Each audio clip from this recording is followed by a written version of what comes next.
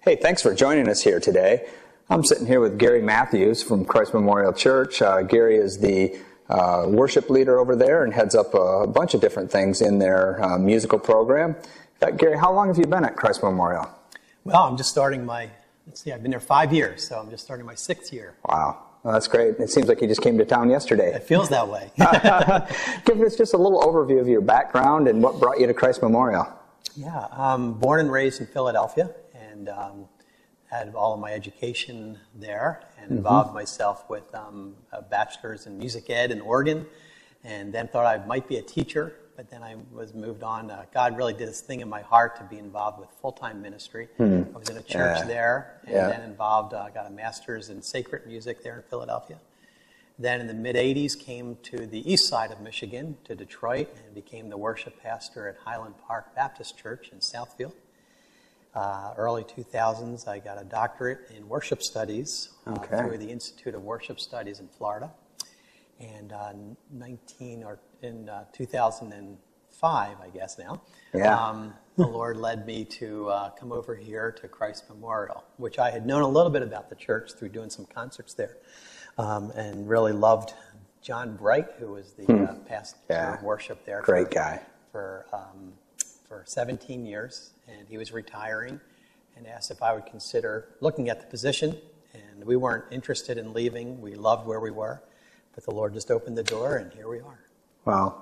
And we're glad to have you here in West Michigan. It's been a great asset here. In fact, Gary has really kind of put the worship leaders in the area together through the Worship Leaders Network. And if you're not part of that, Gary, why don't you give your email address and so they can get in contact with you. But get together every couple months or so, and it's just a chance for the worship leaders to fellowship and to share some ideas. Sure, just contact me at garym@christmemorial.org, and we get together, as you said, maybe every 2 or 3 months, and just kind of get together for lunch, prayer, networking, so it's wonderful.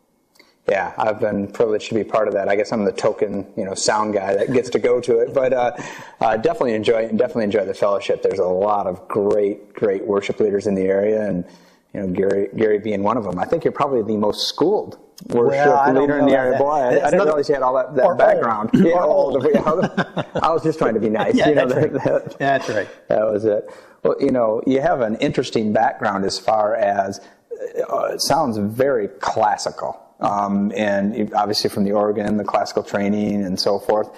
And I know that Christ Memorial is not 100% classical. Maybe tell us a little bit about the worship style and how your background helps you, and maybe even how it hurts you at times. Yeah, I don't know. I think Christ Memorial's had a tradition and a history of good, solid music. It's a big church with lots of talent.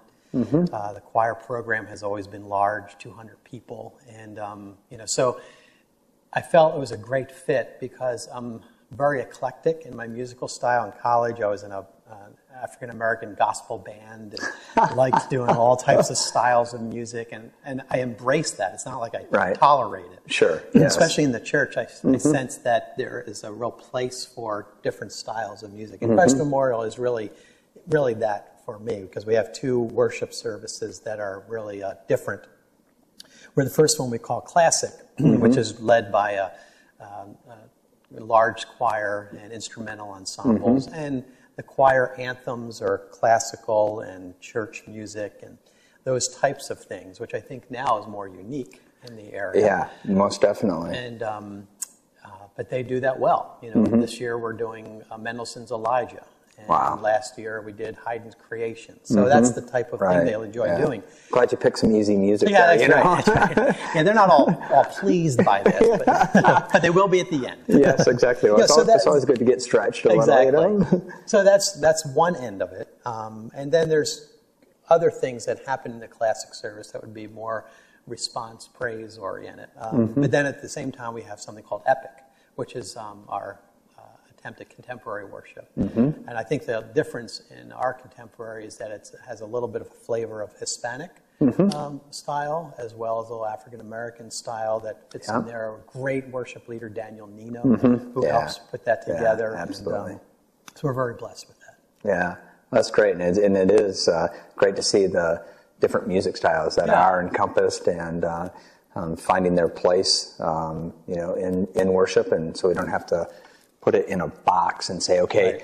This is classical worship, and we are only going to do organ-led or orchestra, or this is contemporary worship, and we're only going to do Chris Tomlin. Right. It seems to be a trend that sometimes happens, that we try to put our music in such a box and our worship styles in such a box, and it's nice when it has some breathing room. I think when you start thinking with the box of musical style, you can get really claustrophobic.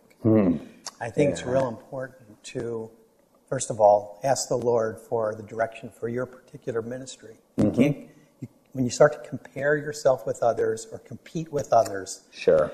you're going to go down a bad path. And I think the key is to say, okay, what is going to get the people that God has brought here to this church engaged with the Lord in worship? And if you can approach it from that perspective, then I think you're free to say, let's do different things. Let's create. Let's go places where perhaps nobody else has gone. Yeah. And because it's where we need to go as a community. Yeah, that's great. Well,